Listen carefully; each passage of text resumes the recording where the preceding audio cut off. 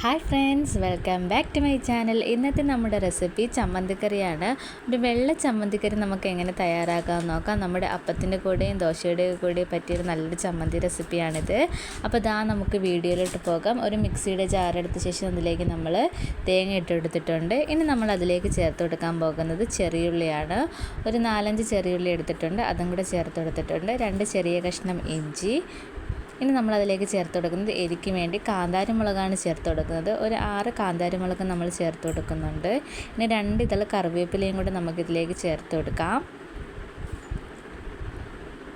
കുറച്ച് വെള്ളം കൂടെ ഒഴിച്ച് നമുക്കിതൊന്ന് പേസ്റ്റ് പോലെ ഒന്ന് അടിച്ചെടുക്കണം. അപ്പോൾ നമ്മളിവിടെ ഒന്ന് പേസ്റ്റ് പോലെ ഒന്ന് അടിച്ചെടുത്തിട്ടുണ്ട്. ഇനി നമുക്കിതൊന്ന് താളിച്ചെടുക്കണം. താളിക്കാൻ വേണ്ടി നമ്മളിവിടെ ചെറിയുള്ളിയും കറിവേപ്പിലയും വറ്റൽമുളകും എടുത്ത് വെച്ചിട്ടുണ്ട്. ഒരു ചട്ടി വെച്ച് കൊടുത്ത ശേഷം അതിലേക്ക് എണ്ണ ഒഴിച്ചു കൊടുത്തിട്ടുണ്ട്. എണ്ണ ഒന്ന് ചൂടായി വന്നതിന് ശേഷം നമ്മൾ അതിലേക്ക് കടുക് ഇട്ട് കൊടുത്തിട്ടുണ്ട്. അപ്പോൾ കടുക് നന്നായിട്ട് പൊട്ടി വരുന്നുണ്ട്.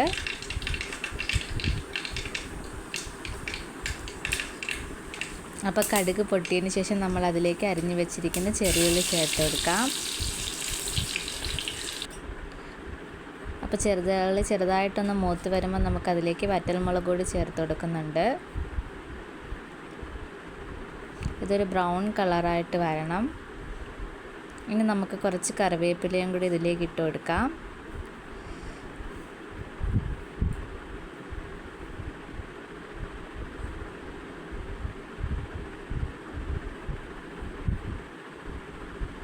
അപ്പോൾ നമ്മുടെ താളിപ്പ് ഏകദേശം ഒന്ന് മൂത്ത് വന്നിട്ടുണ്ട്.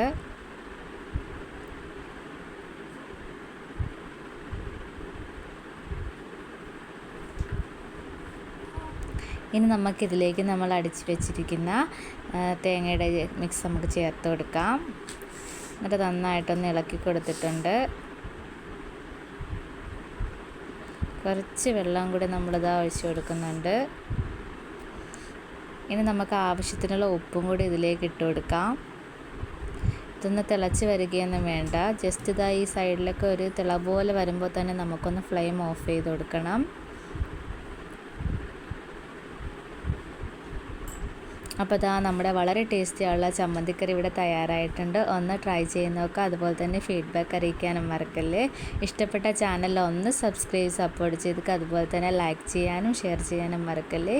ഇതുപോലുള്ള റെസിപ്പിയുമായിട്ട് ഇനിയും കാണുന്നവരെ bye and thank for watching.